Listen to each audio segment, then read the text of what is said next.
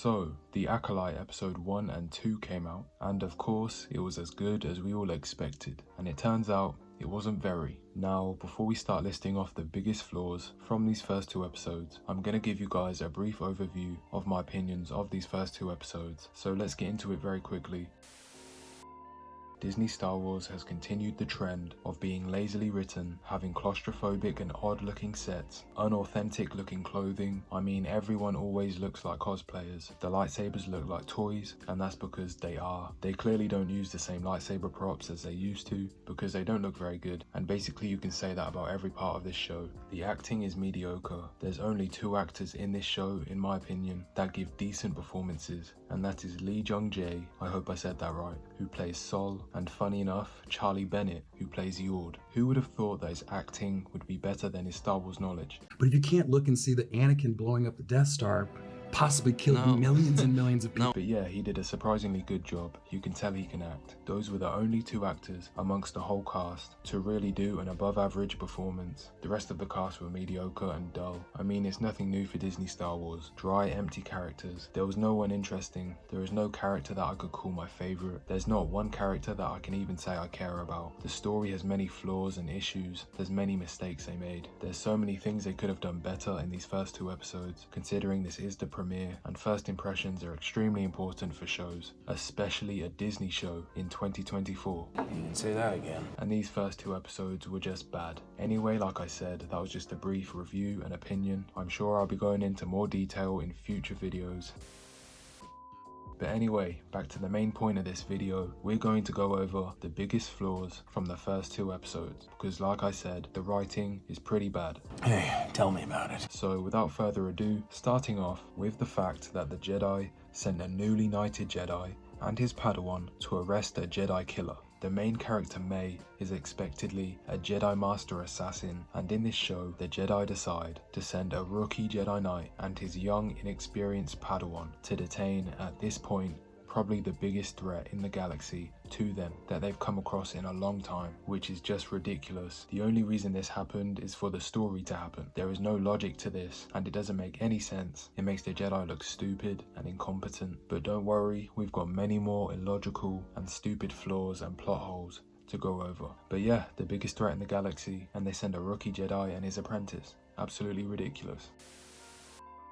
Anyway, on to the next one. When the Acolyte finds Jedi Indara would have ended the story in the first 5 minutes of the show if she simply used logic and done what a Jedi would have done in this situation. She would have realistically used her lightsaber to defend herself and all the people being harmed in the bar by the Acolyte. She would have killed the Acolyte with ease and ended the story, but nope. She decided to not use her lightsaber because for some reason she wants to have a fair fight with the Acolyte, or she doesn't think that this Force user who's attacking innocent people in this bar, literally force kicking tables at them, she still doesn't feel the need to use her lightsaber because the opponent's unarmed, I think was her mentality. I really don't know, and I don't know because it makes no sense. It was just an excuse for the show to have some martial arts fights, and it just comes across as stupid. I mean, why would a Jedi not use their weapon when a highly trained Force user attacks them with one? Even if it's just knives, you're still going to use your lightsaber because you're meant to be a peacekeeper. But no, they have a martial arts fight and they put aside all realism and in-universe logic. Literally, this is not only logic in real life, it's logic in the universe to use your lightsaber and protect these innocent civilians. But no, another illogical scene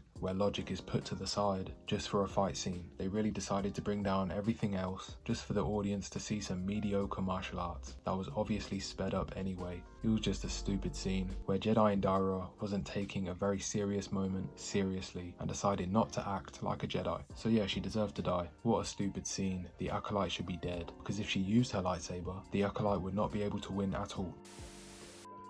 Anyway, on to the next one. Is it just me, or does the Acolyte not act like a Sith apprentice at all? She acts like a moody teen. There's nothing that seems evil about her. She somehow still has sympathy and compassion. We see her spare the life of the bartender and their child, and if this was a real Sith apprentice who is one of the rule of 2, there would be no chance, there would be no hesitation that the bartender would not be alive. And honestly, even his offspring. Sith are not compassionate, they don't have sympathy. It's just ridiculous. And that's not how the rule of 2 works. It's not how the Sith works. but clearly in this show they're going to be changing a lot. I mean, we've all heard the rumours about episode 3 and it sounds absolutely horrendous, and if everything I've heard about the episode is true, I am definitely going to be making a few videos about that, because that's going to really piss everyone off, including me, as someone who unsurprisingly wants the lore that George Lucas made to stay canon and not be changed by people who don't understand Star Wars. You're goddamn right.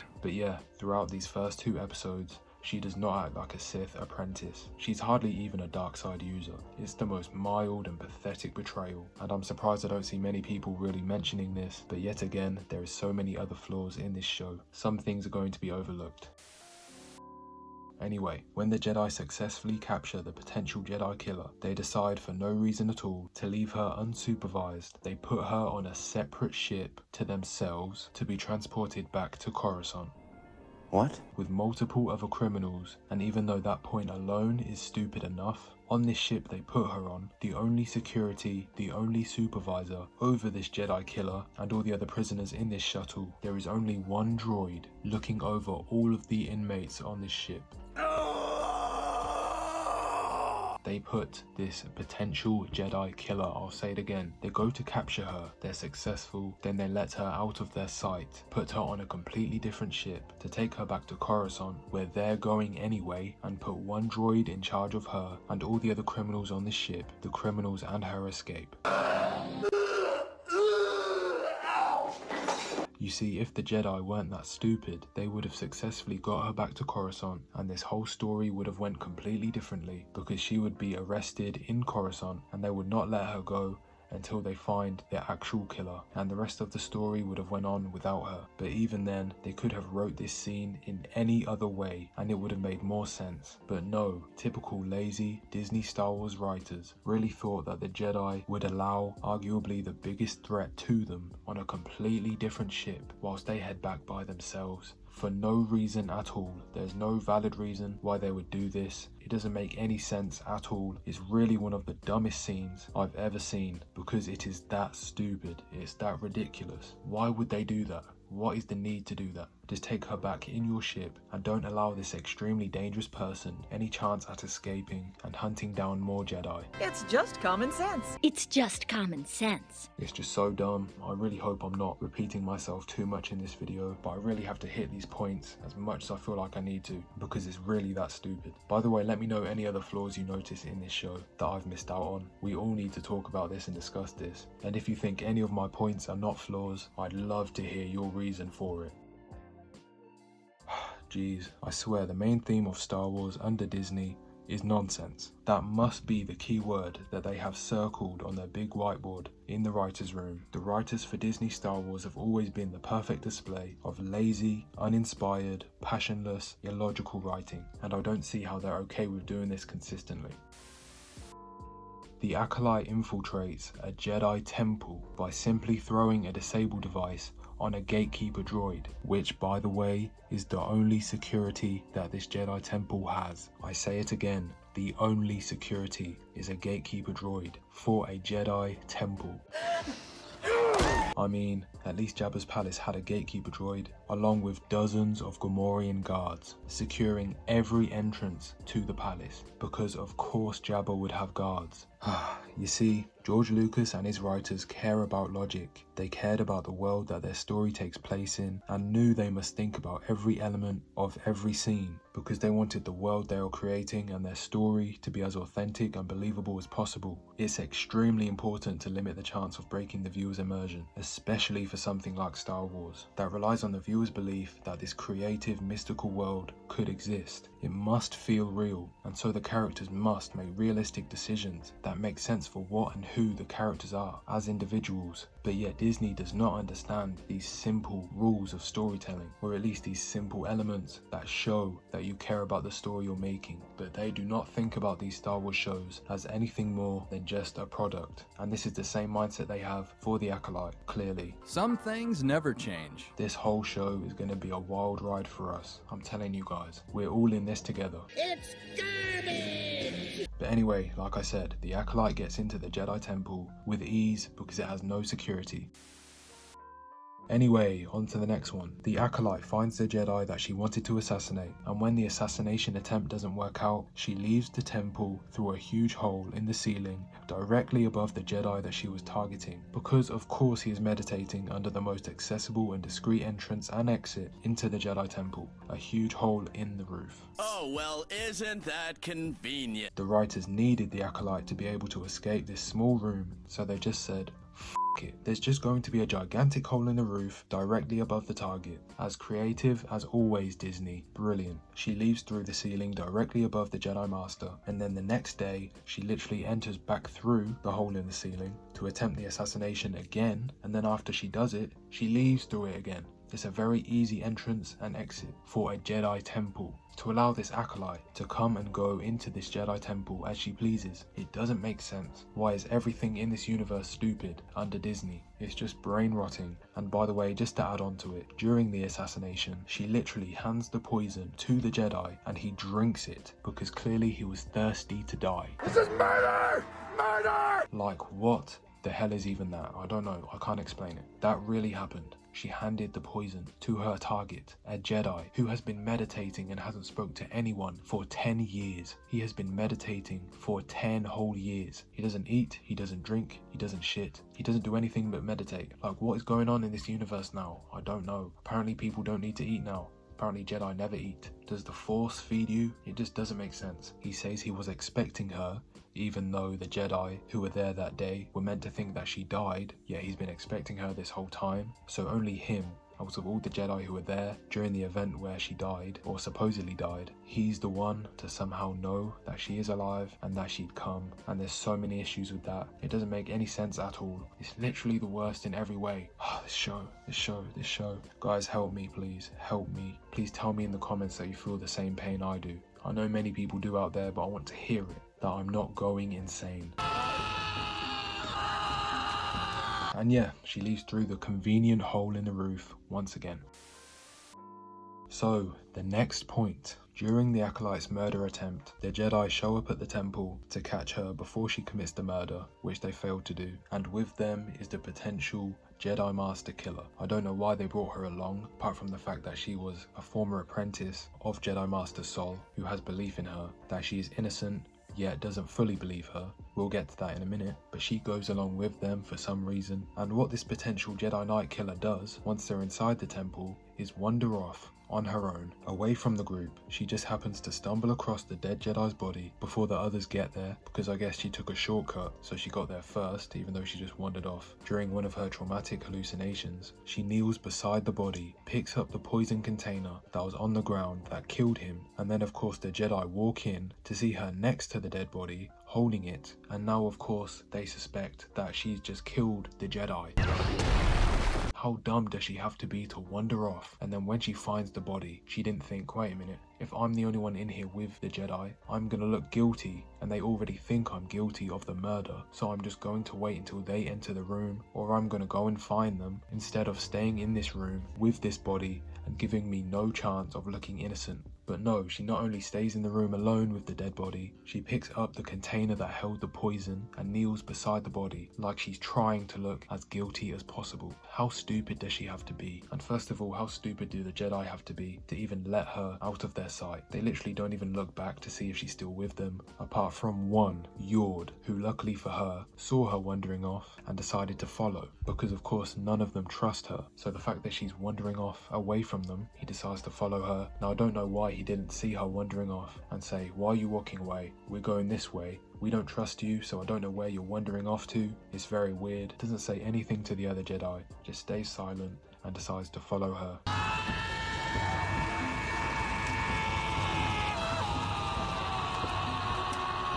But anyway, luckily for her, this Jedi was following her, so then he can reassure the other Jedi that she was not the one who killed the dead Jedi. But if he wasn't there, she'd be 100% guilty, and there'd be no way to really get past it. There's no way she can prove her innocence, because she put herself in such a stupid position. Once again, all the characters are really stupid in this scene, and I can't stand it. Sheer stupidity. Anyway, this one, I just wanted to get off my chest. It's not as horrendous and painful as the ones I've mentioned so far, but to me, this is the biggest flaw of them all, and that is the casting for this one character and the makeup artist that worked on this character. And this mysterious character is no other than the poison drinker, Jedi Master Tobin. What the f?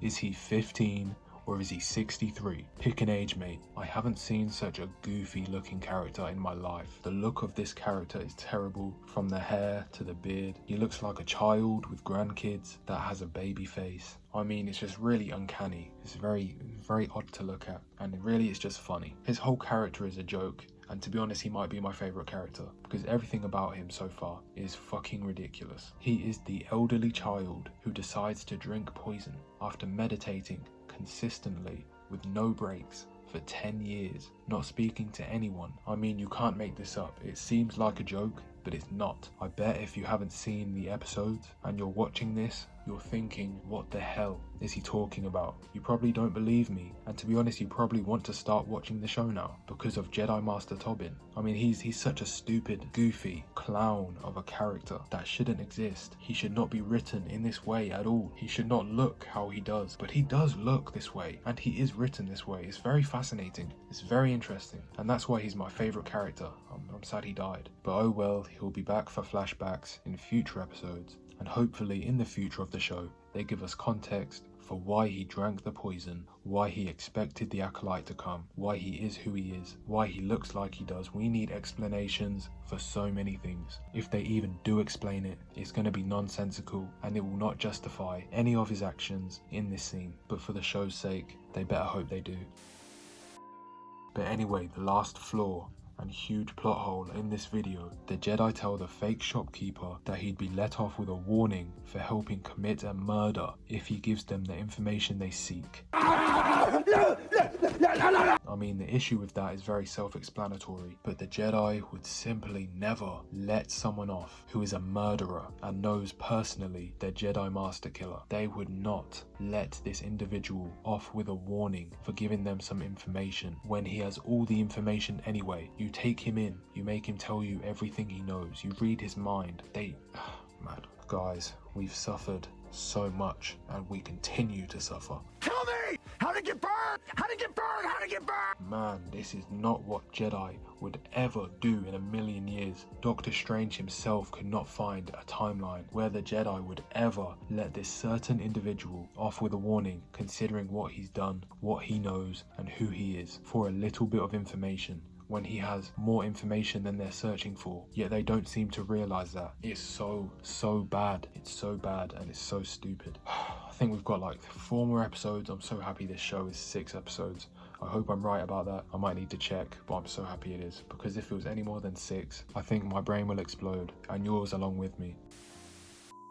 And by the way, I've remembered one more nitpick, which is also a flaw. It is a valid flaw. And that is that when the Acolyte attempts to assassinate the Jedi, the first time, the Jedi that walks in a second, not even a second, after she jumps to leave through the ceiling, which he would have definitely noticed, didn't sense her. How do you not sense a dark side user? The apprentice of a Sith, one of the 2 dark side users in the rule of 2. You can't get any darker than that, even though she has no resemblance of a dark side user and does not act like one in the slightest. But how does he not sense her when he enters the room that she's in? At this point, she couldn't have escaped, even though they show that many times. When it's convenient, she can just disappear, and completely silently, like she's got the Black Panther suit on that allows you to walk and run without making any footstep noises. Jedi seem to pick and choose when they sense things, but one of the 2 biggest darkside users in the galaxy at this point in time, he couldn't even sense her in the same room as him, or even in the room next to him. Like, come on, it's ridiculous.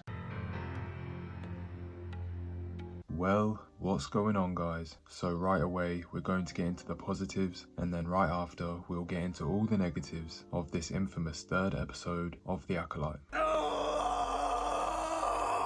So in this episode, 2 actors stood out to me. For one of them, this is their character's debut episode, and the other just continues to deliver a performance that outshines the rest. So the first one, surprisingly, is Jodie Turner-Smith, who plays Mother Anastasia, and despite her unbearable to watch interviews for this show, she's a powerful leader. Yes. In a very woman-centered world, which I was very excited to kind of be that, because I feel like Star Wars is very like patriarchal, so it was kind of cool to have like this sort of woman-centered figure.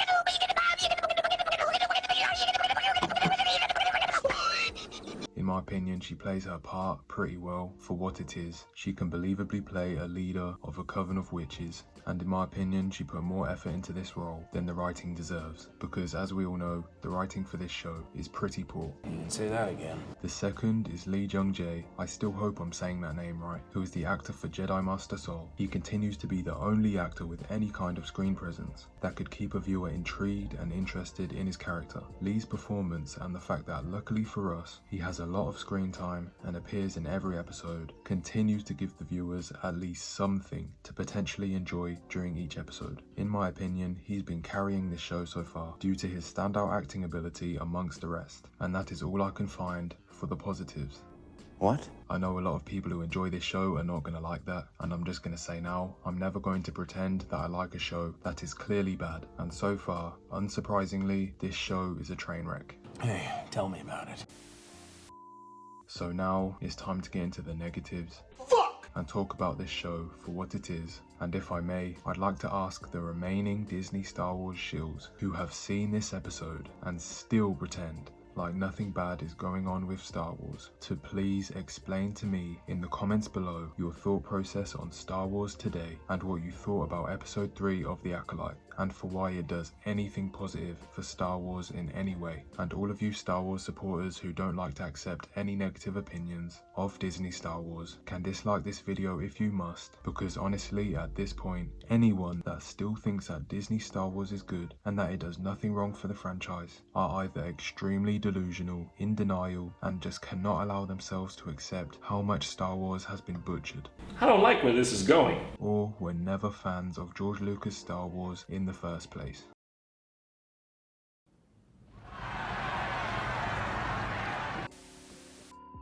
Because every time I see someone shill out for these shows, whenever I debate them, or simply when I just see them give their opinion on a Disney Star Wars show in a comment section or during a debate with someone else, they never make any points that they can back up. They simply just get mad that nearly the entire fan base despises what Disney has done with Star Wars, and whenever you check them with facts, they just do not respond or make up some BS that just isn't true. The numbers show how bad Disney Star Wars is doing in every way, from the ratings to the viewership numbers to the fact that Disney loses money on every Star Wars product because no one cares about it anymore. There are all of these facts and statistics that the Disney shills just decide to ignore, and when you confront them with these facts, they just do not answer, or they don't even respond with a relevant counter to the numbers that you show them. So any of you Disney Star Wars fans who enjoy The Acolyte, and especially The Acolyte episode 3, please tell me down below in detail how it benefits Star Wars and why it's good, why the characters are good. Just any details you can let me know about that can prove me wrong. I'd love to read it and hear your opinion, because I just cannot see how anybody who truly loves what made Star Wars the most popular franchise ever, anybody who truly loves what George Lucas created, would ever find enjoyment in this franchise getting altered and destroyed. Please let me know down in the comments below, and let's get into the video. It's about damn time. Your mouth is moving a lot like a rat. Yappa, yappa, yappa, yappa. Shut it, please. So, Mother Anastasia says to the twins, this isn't about good or bad. This is about power and who is allowed to use it. First of all, this just isn't true at all. It's always been about the good versus the bad, the dark versus the light, and Disney trying to change one of the key themes of Star Wars, such as the light versus the dark, is just another example of how they treat and respect, or lack thereof, the lore of Star Wars.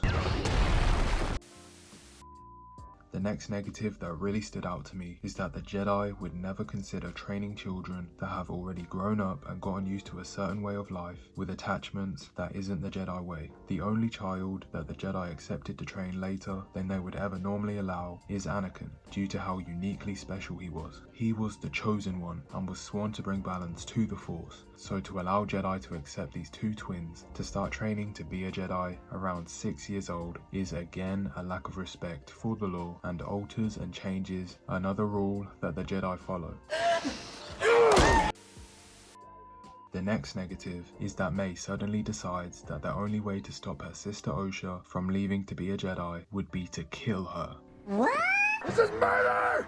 Murder! What an insanely abrupt and undeserved way to try and cause drama that completely fell flat on its face. It came across as ridiculously unbelievable and outright laughable. Many scenes in this episode were unintentionally funny due to nonsensical decisions made by the characters and the writers. May's sudden decision to kill her sister being a good example of that. You're goddamn right. And speaking of writers making nonsensical decisions, why the hell would May burning a book burn down the whole village? Tell me! How'd it get burned? How'd it get burned? How'd it get burned? I find myself saying this a lot with Disney Star Wars shows, and especially with The Acolyte, but out of all the ways you could have done this, they decided to do it this way? Really? So you're telling me that the witches decided to live somewhere that literally blows up if something as small as a book starts burning? How the hell has their village even lasted this long? Have none of the witches ever made a mistake or done something even slightly clumsy before? Like burning a book, for example? I mean, we know that witches love to do things like that, and yet this is the first time it's happened? Don't know who you think you are, but I, for one, have no intention of listening to this kind of insolence. The fire was able to spread across the whole village and literally blow up the core of it in minutes. I mean, this village is more flammable than smoking a cigarette at a gas station. What the hell is even this? It's garbage!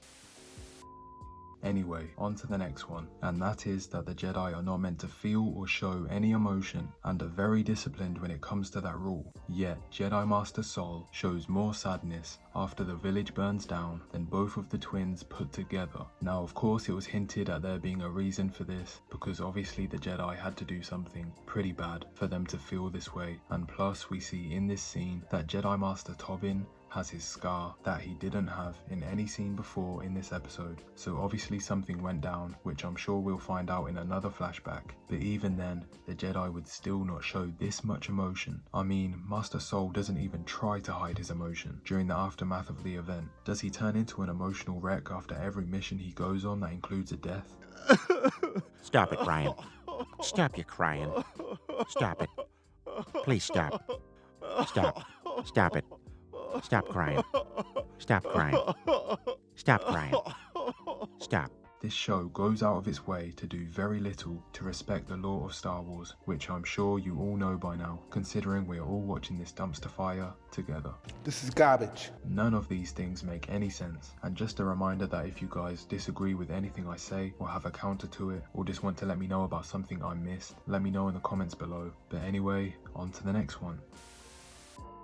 There is absolutely no need to introduce another completely different group of witches into Star Wars. We already have the Night Sisters of Dathomir, who are very interesting with a ton of lore and has stayed consistent and competent. Well, up until the Ahsoka show, of course, thanks Dave Filoni, the guy who was once thought of to many, including me, as the only hope and saviour for Star Wars. And oh dear, did he prove us wrong with the Ahsoka show. It's garbage! The Night Sisters as a concept are extremely adored by the majority of the Star Wars fanbase. They were never too important to the core story, and they never severely changed or impacted the lore that George Lucas crafted. They were a very mysterious, unique, and isolated faction in the Star Wars universe that fit in perfectly with the rest of what Star Wars had to offer. There's really no wonder why the fanbase appreciates the Night Sisters and the value that they bring to the galaxy far, far away.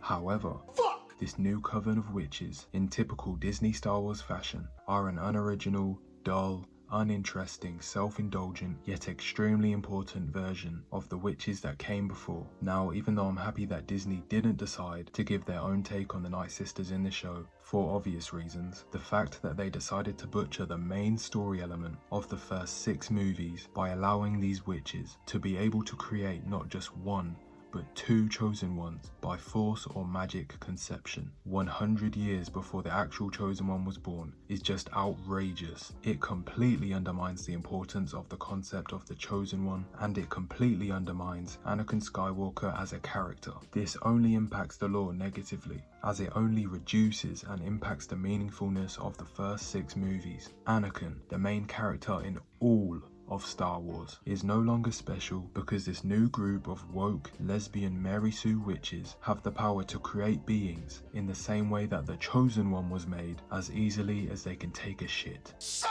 of a bitch! This is quite literally the equivalent of the TVA using the Infinity Stones as paperweights in Loki Season 1. It just completely diminishes and stomps over everything that came before. So not only does Episode 3 of The Acolyte disrespect, change and destroy the lore of Star Wars, it buries the sense of recognition of what Star Wars once was. You're goddamn right. Star Wars has now been altered to the point where it doesn't even seem like the same universe of the story that we all know and love since our introduction to it, and that's simply because it isn't. Star Wars is now no more of a story than it is a vehicle for Disney to transfer their woke, feminist, activist agenda onto whoever they possibly can. Star Wars just isn't about Star Wars anymore. Therefore, it isn't Star Wars. Anyway, this episode was absolute trash. We've went over the biggest issues from this episode, but we would be here for hours just mentioning all the little intricate mistakes and negatives about the show in its writing, very awkward cinematography, its awkward editing. I mean, the more you dive into this episode, there's so many issues, which I've come across myself, but I haven't been able to note down for this video, so I may have to make a follow-up video, or I could just simply let all the other flaws spread across this whole episode die along with this episode, because this was just a disrespect of what Star Wars is at its core. This episode disrespects the fans, disrespects George Lucas and his creation. No wonder this show is failing in every way. The trailers got dislike ratioed. This series is on a 20% Rotten Tomatoes score from the audience. Terrible reviews. So, The Acolyte, Episode 4. I have two positives that I noticed from this episode. One is the continuation of standout acting by Charlie Bennett, who plays Jedi Knight Yord Vander. His acting continues to be better than the writing deserves. The second positive is Lee Jung-jae, who plays Jedi Master Sol. He also continues to put a lot of effort into his performance for a show that still does not deserve it. And that is all I've got for the positives. What? Because just when I thought that this show couldn't get any worse after Episode 3, Episode 4 shows us more about just how incompetent the writers and directors truly are. They give characters multiple unearned payoffs that had no setup in the first place, and therefore come out of nowhere like a jump scare. How terrible of a writer that you have to be to forget or not even attempt to have setup for your payoffs. It's really the lowest of the low. You're goddamn right. Also in this episode, they go out of their way to completely destroy and retcon a longtime fan favourite character from the prequels, Ki-Adi-Mundi, who had no business being in this show in the first place, considering he's not even supposed to be born for another 40 years during this time of which the Acolyte takes place. Oh, hell no! The writers didn't even bother to do their homework on these characters. His species literally has a shorter lifespan than humans, and yet they decided to include him in this episode as a grown man and a Jedi Master 40 years before he is even born. How is it even possible to mess up this badly? Out of all the characters they could have chosen for a cheap cameo, they chose him. Ki-Adi-Mundi is literally the exact character in The Phantom Menace that says, "Impossible. The Sith have been extinct for a millennia." So basically this shit episode goes out of its way to make Ki-Adi-Mundi a liar and a traitor to Yoda and the whole Jedi Order, because apparently he knows that the Sith have been around for the last 100 years, but he decided to play dumb and act like he wasn't aware of a powerful dark side user. I mean, he didn't even tell Yoda. Yoda is around 800 years old during the Acolyte, which means he was definitely a Jedi Master during this time. So Ki-Adi-Mundi decided not to mention anything to him. The dark side clouds everything. Disney ruins another element of the prequels that they had no business ruining. There's no wonder why Star Wars fans don't count Disney Star Wars as canon. Their destruction of Ki-Adi-Mundi as a character will never be canon to me, and no George Lucas Star Wars fan. Because how can you really get a side character this wrong? It doesn't take a lot to just search when he was born and notice that you can't use the character during this time period. It's just common sense. Anyway, now that we've covered the biggest issue in this episode, let's talk about all the other negative parts of the episode, considering there really isn't any positives, apart from the scene at the end, which we will get to. So getting into it, Jekylon, who is Jedi Master Sol's apprentice, basically tells Osha that she's going to miss her just before Osha leaves. This scene is completely unearned. We've literally only seen about 2 scenes of Jekky and Osha interacting one-on-one, and in neither of them were they shown to have even the slightest sign of a growing friendship. They only ever interacted in the same way that you would when you try to make small talk with the new employee at your workplace that has been told to shadow you on their first day. Yet in this opening scene, they speak to each other as if they're close best friends with a lot of history together. They've shown absolutely no sign of a friendship at all, yet the viewer is suddenly supposed to believe that they have bonded enough to be close friends. This scene, like many others in this episode with the same problem, falls flat on its face. You can say that again. On to the next one. The green alien Jedi Master, with the horrendous and distracting makeup, continues to bully and disrespect Sol and dismiss everything he says. She speaks over him and never lets him suggest a plan, even though he's the most involved and knowledgeable Jedi in the situation. She doesn't do this to anyone else but him. Like, why does she hate him so much? She's one of the most annoying characters in the show. She's been bullying him since her first appearance. She's extremely unlikable, but she is played by Leslie Headland's wife, so I guess it makes sense. A lot of the dialogue in this show is awkward, misplaced, and unnatural. The apprentice Jekylon speaks to a civilian on this new planet to get information on where Kelnaka may be. She gets told some information and then relays it to the Jedi, saying he ventured into the forest and never came back. And then right after that, the next line from Sol is, Kelnaka is in there, as he stares at the forest. What? Like, yeah, no shit. She just said that. Now, of course, this may just be poor line delivery from Sol actor Lee Jung-jae, but it just sounded like he waited for somebody else to find out some information so that he could instantly pretend that he figured it out all by himself by sensing Kelnaka in the forest. It was just a very weird sequence of dialogue, and it was kind of funny. How many scenes of dialogue in this show are unpolished like this one? There's another scene with the same issue that stands out to me near the end of the episode.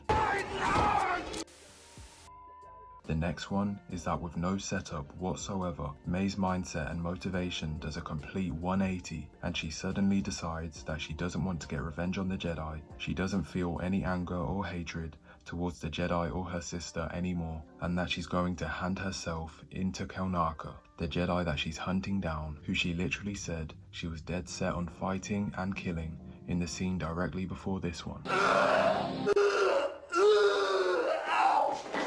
And that's no exaggeration. In the scene just before this one, she was dead set on killing Kelnaka, but in the scene directly after, her mindset flips completely. Boy, that escalated quickly. There hasn't been a single sign of hesitation in any scene, including her before this one. I have no idea how the people who work on this show could film these scenes back to back and not notice any problems. Is if Disney hired inexperienced activists instead of actual directors to create this show. Oh, wait a minute, they did do that. In this final scene, where the Jedi are outside of Kelnaka's hideout, waiting for May to come out, the show has arguably its best directed scene. As the Sith Master floats down from behind Osha, Jedi Master Sol senses her before the other Jedi next to him, and so he turns around to face the Sith Master behind Osha. Even though I like this scene, of course, one of the many consistent flaws throughout the series had to make an appearance in this sequence and pull me out of the one good scene in the show. And this flaw is, of course, weird dialogue. As the Sith Master walks toward Osha, Jekylon says, What is that?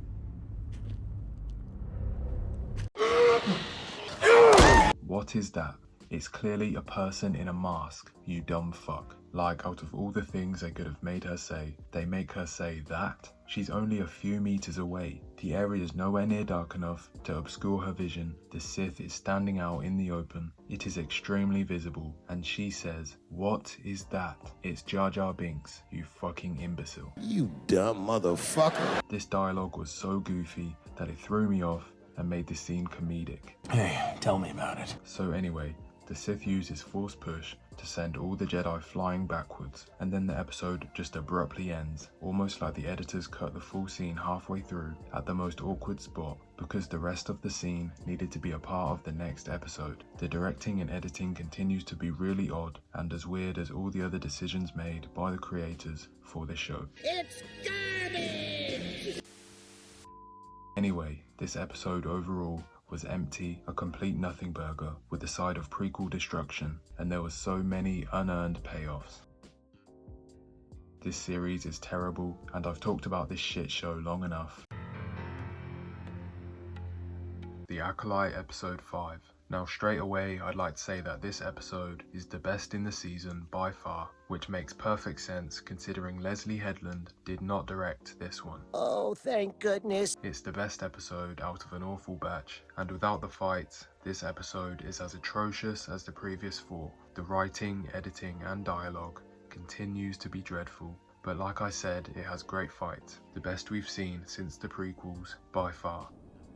What? Not quite as good as the fights in the prequels, of course, considering the fights in this episode aren't as polished and were noticeably sped up in post-production at times to make them more seamless and fluent, whereas in the prequels the choreography was extremely polished and perfected by the actors, and the natural speed of the prequel fights like Obi-Wan vs Anakin or Obi-Wan and Qui-Gon Jinn vs Darth Maul are second to none. You're goddamn right. But they're great in this episode nevertheless. The fights have some badass moves included in them, like the Jedi Kebab, which is when the Sith stabbed a Jedi with his lightsaber and then pulled another Jedi onto the same lightsaber, whilst the Jedi that just got stabbed still had it through his stomach, and when the Sith headbutts 2 lightsaber strikes back to back with his helmet, which I assumed at the time was Beskar armor, but it turns out it was another material. I forgot what it is, so I'll put it on the screen right now. Fight moves like this, that come across as weirdly badass, are always cool to see, and portrays the Sith as an absolute nutcase without needing to tell the viewers with dialogue. I've never liked the concept of a helmet made of a special metal being able to disable lightsabers, but it's far from the biggest problem in the show, so it's not too big of a deal. Another fight move that I thought was really cool was that instead of chasing Osha as she runs away, the Sith throws his lightsaber after her and curves it round corners as the lightsaber does the chasing for him, which is something a confident badass Sith would do. Not bad! This Sith killed multiple Jedi in this episode, and in gruesome and evil ways, such as snapping Lord Vander's neck or stabbing Jackie Lon 3 times at once. This sets the standard for the show that any character could die at any time, and therefore adds some much needed tension to the show. I also liked that the choreographers included the environment during the fight, like Jackie flipping off a rock to strike the Sith from a different angle. Now this isn't anything too creative, but I just appreciate the fact that they did use the environment in some way to make the fight more realistic and more entertaining to watch. Creativity is always needed to make memorable fight scenes. It's just common sense. Jackie and Sol's master and apprentice chemistry during their brief duo fight scene was also very well executed, because of course they know how to fight alongside each other seamlessly. They fought side by side on so many missions before this one, so it makes perfect sense for them to be so in tune with each other's moves and bounce off each other very well during a fight. The fights were just very creative and clearly had a lot of care and passion put into them, which is always appreciated, and if only this show or Disney Star Wars in general could have this much care put into it for the other horrendous 99% of scenes, then it could actually be likable. But unfortunately that's not the case, and it's a shame that the writing, dialogue and editing is so poor. Otherwise this would have been a great episode, and unfortunately great fights are not enough to make up for everything else being bad. There are 4 actors that put in standout performances: Quimir the Sith Lord, played by Manny Jacinto, Jedi Master Sol, played by Lee Jung-jae, Jackie Lon, played by Daphne Keane, and Jedi Lord Vander, played by Charlie Bennett. Not only was their acting really good, they clearly put a lot of effort into perfecting the fight choreography, especially Manny Jacinto, who got absolutely ripped for the role and definitely embodied his character. His efforts paid off, and he portrayed an extremely competent Sith Lord. Not too bad. Amandla Stenberg's acting, however, is noticeably worse than the rest of the cast. She's not that good at portraying emotion, and it's distracting to see her try to make her character's reactions to everything seem believable. Nothing her character does or says seems natural, and every time she's on screen, I get reminded that she's just an actress playing a role. Her acting has not been very good in every episode that we've gotten so far. Damn! The decisions made by the terrible writers of this show continue to be distractingly ridiculous and nonsensical, so just like I did for the previous 4 episodes, I want to mention all the negatives that I noticed and the things that don't make sense at all in this episode. So starting off, in the first minute of the episode, Osha looks down at a dead Jedi and looks around to see where the Sith and all the Jedi had went. This scene had been completely silent up to this point, and then all of a sudden it cuts to her seeing the Sith and the Jedi battling a few meters away from her, with loud clashing lightsabers and screaming. Either she lost her eyesight and hearing briefly after waking up from getting force pushed unconscious, which doesn't exactly make sense, or the writers just didn't even consider the logic of this scene, and to be honest I'd say it was the latter, considering the writers have shown time and time again that they wouldn't know what logic is even if it bit them in the arse. Now on to the next one. During the scene where the Sith throws his lightsaber at Osha, after he's done striking down the other Jedi, Jedi Master Sol appears out of nowhere to smack it away. He wasn't in the first fight scene where the Sith was fighting all the other Jedi at once, which means that Sol chose not to fight the Sith alongside his Jedi friends, and he was for some reason extremely far away from the battle. This also means that right after the Sith appeared and force pushed the Jedi back in the previous episode, Sol ran away and left the Jedi to fight the Sith without him, which doesn't even make an ounce of sense and is completely out of character for not only Master Sol but a Jedi in general. This was not explained whatsoever because the writers clearly didn't use logic once again, and they didn't even realize that he was missing from the scene, almost like they forgot Sol's character existed in the first place. The next one is that Osha and May speak for the first time since they were children. May wants to get along with her sister Osha and decides to leave the dark side to do it, yet even though Osha could have at least went along with it and pretended to get along with her Jedi murdering sister until other Jedi show up, she tries to arrest May herself, even though she's acknowledged many times that she doesn't have the skills to face May one-on-one, which leads to May easily knocking Osha out and escaping the situation once again. Oh, hell no! This doesn't make any sense and ruins any chance of consistency for these two characters once again. Osha and May as characters have been handled extremely poorly throughout the show. Once they feel a certain way about anything, they do a complete 180 without any setup in the next scene. The motivations change completely from scene to scene. 1 second, May wants to hand herself into the Jedi, and the next, she tries to kill Jeki, and it's like she never considered handing herself in the first place. The writers are addicted to making conclusions without beginnings. This is another reason why the writing is so extremely bad in this show. It doesn't even follow the basic rules of storytelling. You can say that again. Oh yeah, and during this scene, May decides to cut about 2 inches off of her hair and then goes on to stand like she's been enlightened by the Force, followed by a wide-eyed stare into the distance like she saw Jar Jar Binks running butt naked through the jungle. This was portrayed to be a powerful moment for some reason, which was just so goofy. This whole scene was odd in every way, but May cutting her hair was the cherry on top. It was hilarious. Everything about it was so poorly done. The next one is that Osha literally sentences her loyal friend and droid companion to death by using it as a way to attract bugs to the Sith Lord to get eaten by the bugs so that her and Sol could escape. I mean, what an asshole. I had to add this because it felt so odd to me and it came across as really stupid. We don't see many characters in Star Wars sacrifice the droids that they really care about and have such little care for them, especially Osha of all characters to do such a thing. She's been shown to care about everything around her, but when it comes to her droid, who was her closest and most reliable friend since she left the Jedi Order, she couldn't give 2 shits. But yeah, this was the best episode by far. It was heavily carried by the fights and the actors, putting in great performances. The writing, dialogue and editing, unsurprisingly, holds it back. The fights in this episode do nothing to save the terrible story and horrendous episodes that came beforehand that the show has to offer. But I'm happy that there's finally something that's done well in this show. Look out! I think Moto likes you. Here he comes. I like him big. I like him chunky. I like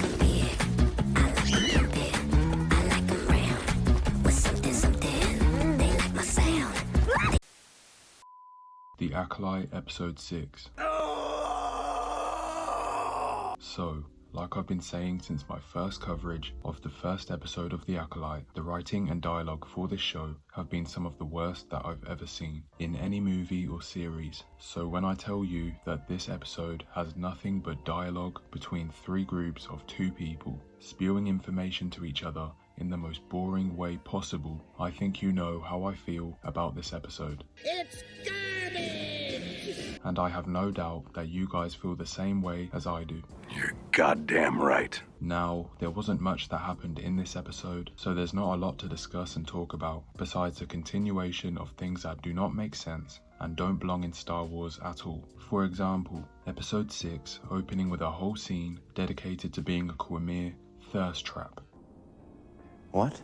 Yeah, for all the smart people out there who decided not to waste their precious time watching this show and only watch YouTube videos covering it, I'm not exaggerating at all. A scene like this belongs anywhere but Star Wars. I don't know who told Leslie Headland that Star Wars was basically Twilight in space, but they've done this twice now, and this is not what viewers want to see from Star Wars. You can say that again. I know Disney are focused on trying to turn this IP into a girl's brand, but there was no need for this scene. It did nothing to progress the story and was irrelevant to the plot of the episode. Leslie Headland needs to get her priorities straight and focus on improving her terrible writing skills.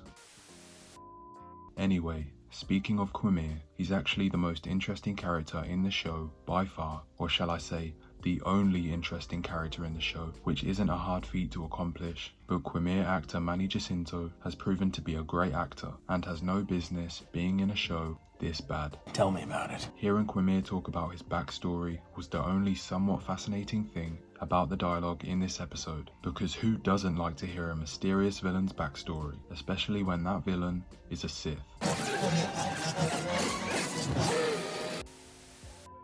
This episode attempts to convey a feeling of tension and almost entirely relies on it, yet completely fails to do so, because there can't be tension when all the characters have no depth, are unlikable, and have no qualities for the audience to care about. Us viewers know hardly anything about these characters, and we have no reason to care for them at all. We hardly know them, they are uninteresting, they make stupid decisions, their character arcs change completely from scene to scene, May and Osha specifically, and we've only known of their empty existence for 6 30-minute episodes. There simply cannot be tension when the writers give us no reason to care about anything that's happening. You're goddamn right. Also, I'd like to finally mention that throughout this whole season, there has been no sense of time. Characters travel from planet to planet instantly, no matter how far some of these planets are from one another. In the first episode, characters travel across the whole galaxy in a matter of hours, or that's how it seems anyway, considering there's no confirmation of time in this series. There's no mention or acknowledgement of time and how it affects the story. To travel across the whole Star Wars galaxy takes many days,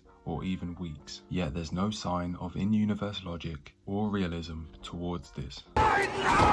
This took effect once again in episode 6, where we see that somehow Quimir and Osha had already left the jungle planet, traveled to another planet, who knows how long it took to get there, and settled down there before Sol and May had even got into their ship to leave the jungle planet. This is stupid and makes absolutely no sense. It's so awkward to the point where its ridiculousness is immediately noticeable to the audience when it's shown. And there's no way that May knocked Osha out in the previous episode so hard that Quimir had time to take her to another planet before she woke up. These extremely nonsensical things only happen for the plot to happen, and they're done in the most stupid and lazy ways possible every time.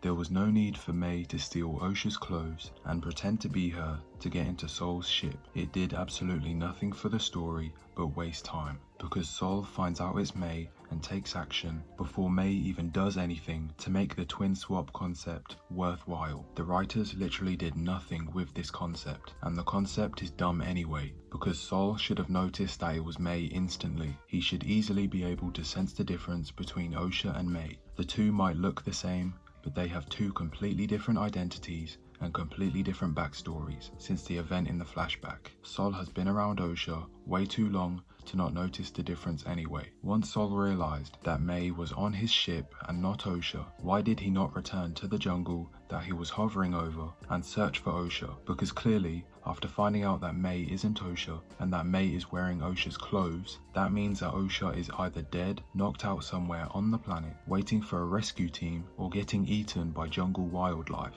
But instead of returning to the planet, Sol says fuck Osha and jumps into hyperspeed without a second thought. Fuck. And why did Sol go on this whole monologue about how Osha takes care of her droid? You found him. Your pip droid. Yes.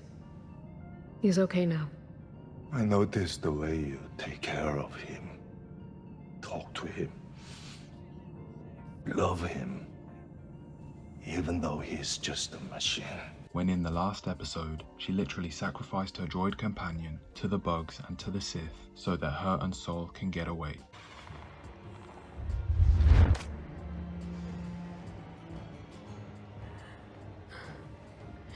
I love you.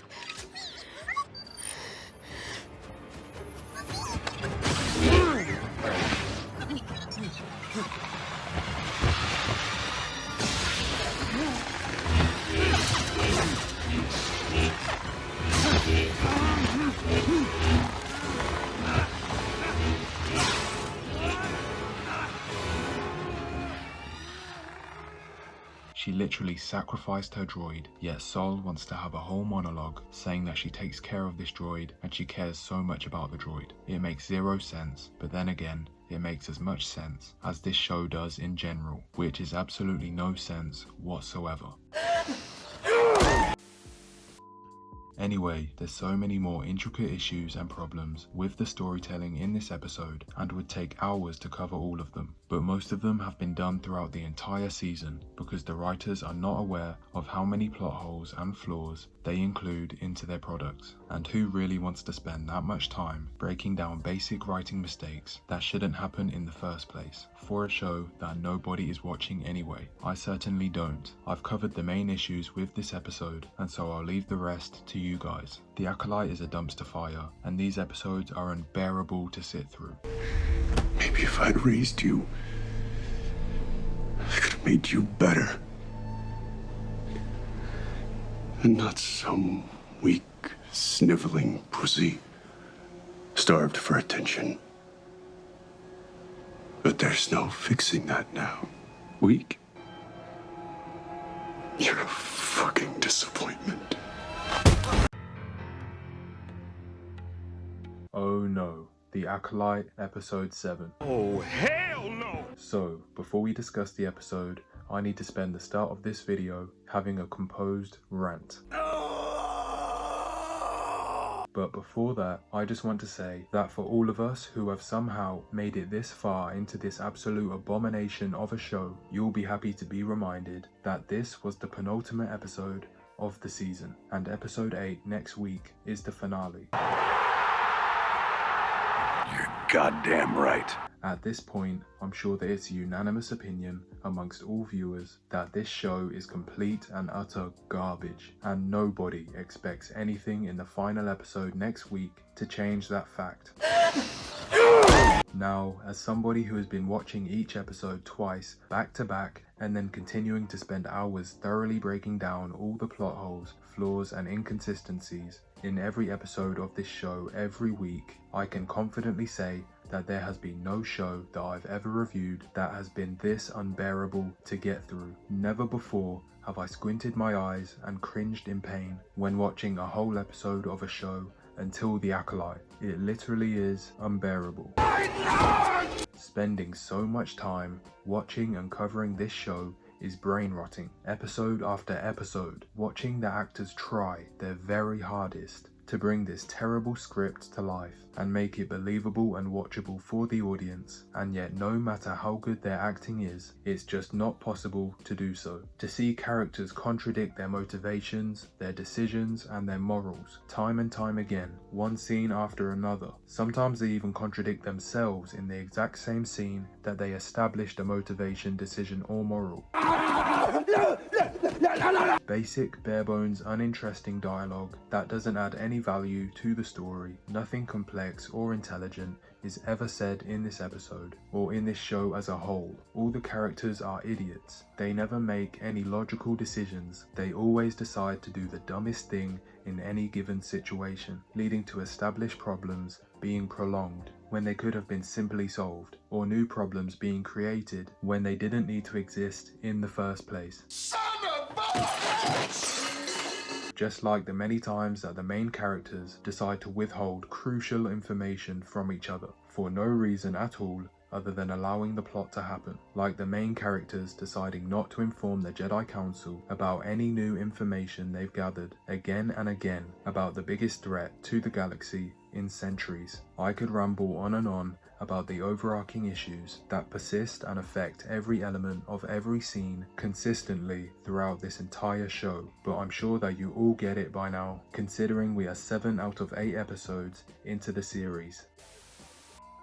Anyway, with the rant over, let's speak about only episode 7. It's about damn time. Because I'm so tired of the show at this point, for this episode 7 coverage, unlike my previous Acolyte videos, I'm going to summarize the episode, and then instead of going over and explaining each individual issue in detail, I'll speed the process up for you guys and simply list off all the dumb moments in the episode. Oh shit, here we go again. So, to summarize the episode, episode 7 is a repeat of the episode 3 flashback, but from the Jedi's point of view, as many predicted. It includes and repeats many of the worst scenes of the worst episode in any Star Wars project created, the witches being cringe, May and Osha as kids, etc. It fails to explain missing information, and instead spending all its time covering the same story beats as episode 3 did. The Jedi want to take May and Osha, the witches refuse to let the girls go, and then both sides handle the situation poorly.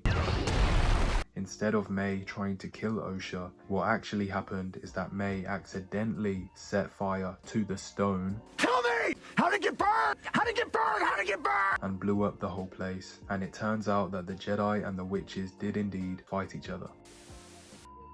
Now, the summary's over, let's list off all the negatives, starting off with the fact that the Jedi have been on the witches' planet searching for months. Yes, months. With metal detectors. Honestly, we see a Wookiee with a metal detector. It is absolutely ridiculous. And they haven't left the planet since they got there. Oh yeah, and apparently, as Jedi Master Torbin seems to imply multiple times, that they aren't allowed to leave the planet until they find what they're looking for. Why, and why. In the Star Wars galaxy, they have probe droids that are made and used for this exact thing, but Disney doesn't know about any of that stuff. You can say that again.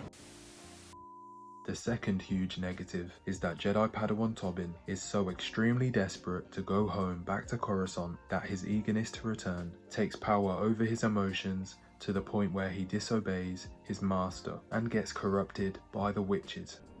What? This couldn't be any more out of character for a Padawan, someone who has been trained to stay composed since they were a baby, yet he has a breakdown because he wants to go home. Like, the average kid in the real world can handle being homesick much better than this Padawan can. Just another character making stupid decisions for the plot to happen, because this breakdown sets off everything that happens in this flashback event. Oh, well, isn't that convenient?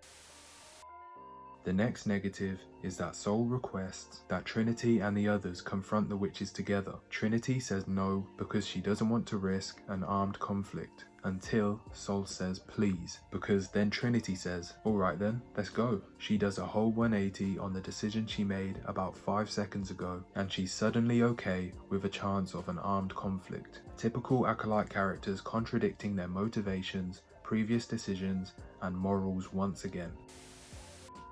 The next point is that the other moody mother of the twins, the one with the spikes on her head, I don't remember her name and I don't want to, but she tells May to get super angry and kill everyone. I cannot explain how out of left field this was, but you'd actually have to watch the scene to truly take in and understand just how odd this scene is.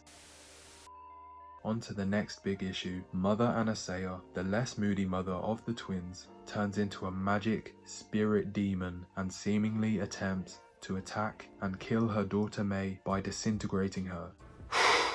Boy, that escalated quickly. The issues with what I just told you need no explanation, but then after that, Sol somehow stabs and kills Mother Anastasia in her magic spirit demon form, which makes me wonder what live-action Sabine Wren from the Ahsoka show is made of, considering she simply walked off the same deadly stab wound in her natural human state. But anyway, right before Anastasia dies, she decides to gaslight the fuck out of Sol by telling him that she was going to let her daughter leave with him, which instantly dumps a truckload of guilt onto Sol. Like, honestly, what is even this? What the hell is even that? And the final point, at the end of the episode, Trinity, going completely out of character, tells Sol that they're going to lie to the Jedi Council about what happened on this planet. Oh, hell no! Because that's exactly what she would decide to do. As a top-level Jedi Master, go completely against the way of the Jedi because the plot needs her to. Anyway, in conclusion, it really is impressive how this show is able to reach what seems like the lowest level of writing and storytelling competency, only to get even worse in the next episode. This show embodies the perfect example of how not to make a show or movie. George Lucas once said to Carrie Fisher that there's no underwear in space, and in 2024, Disney Star Wars tells us that there's no logic in space. Oh, how the Star Wars galaxy has changed for the worst. But anywho...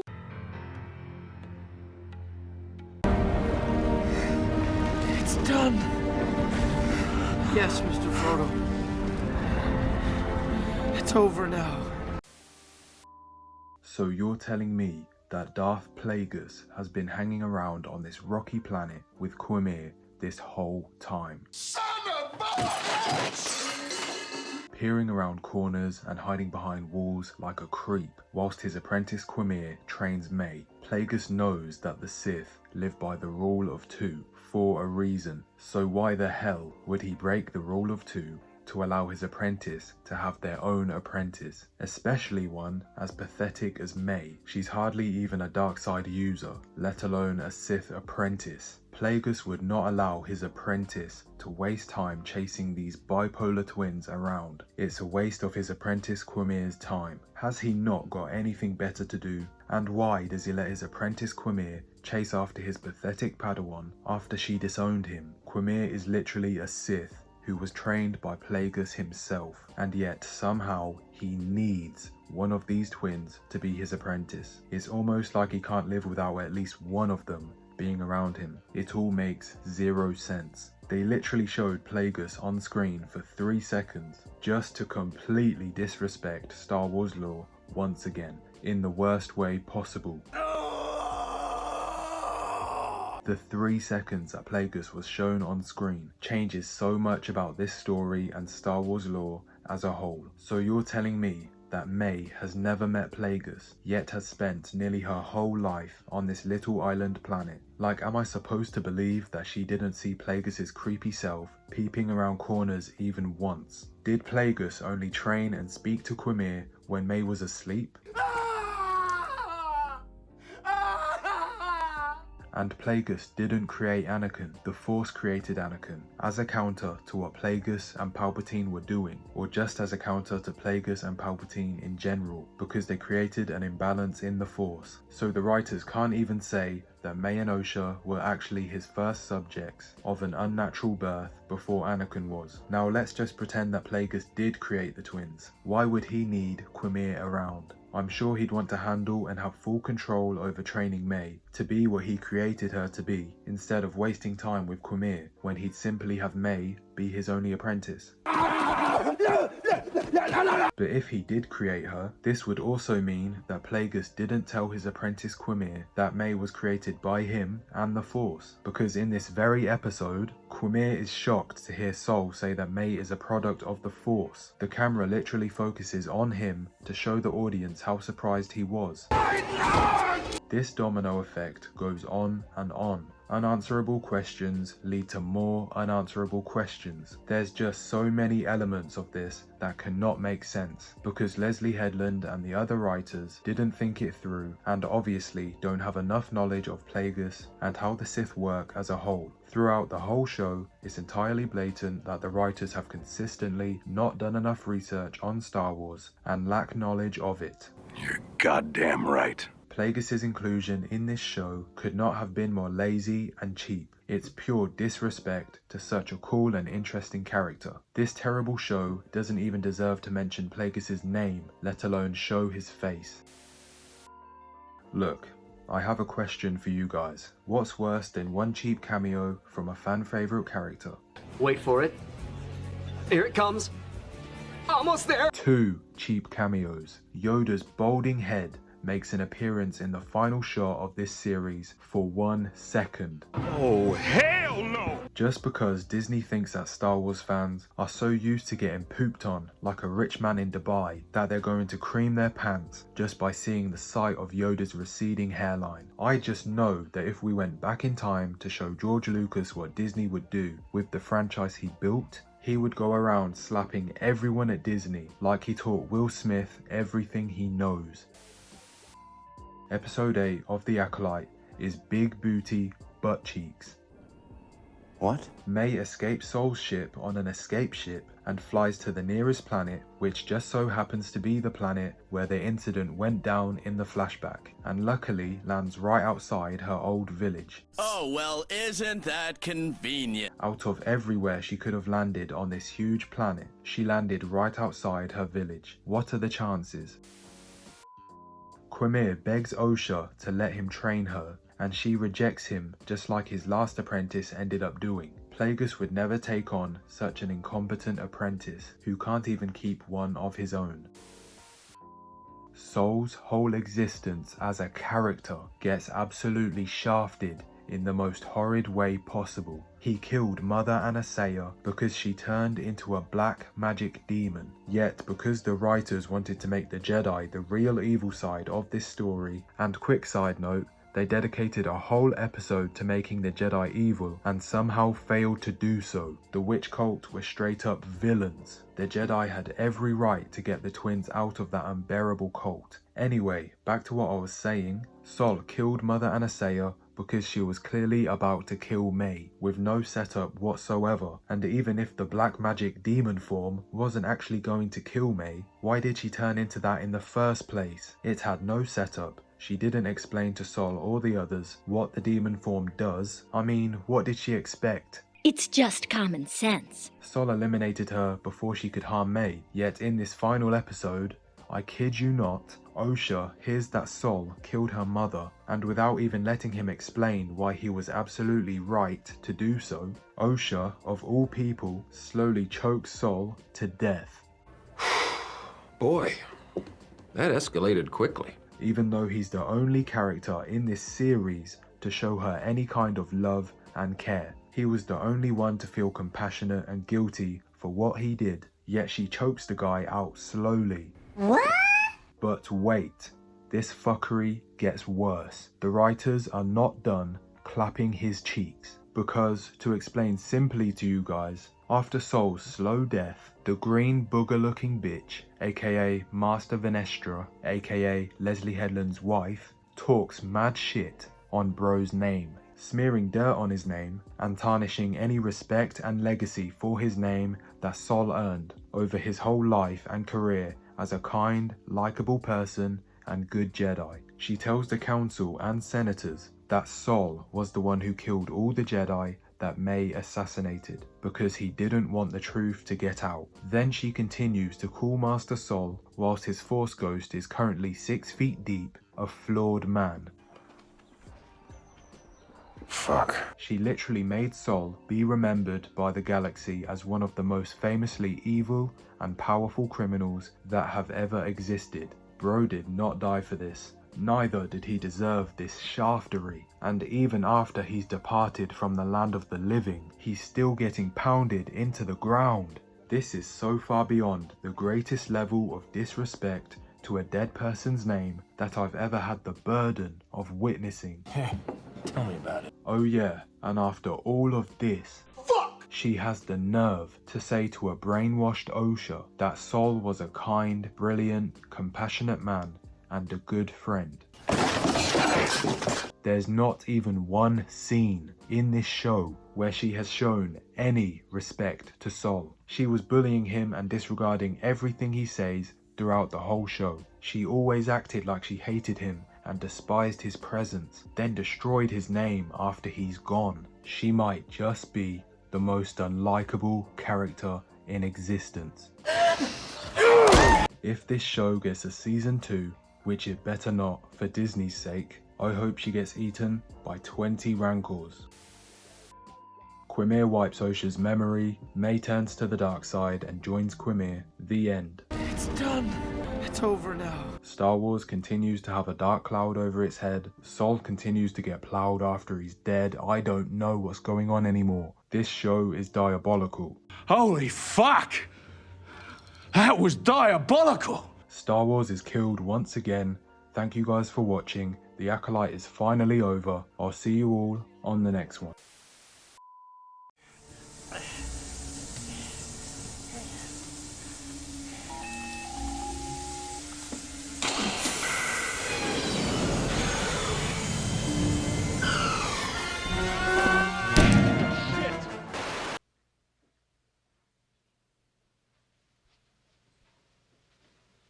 You're still here? It's over. Go home.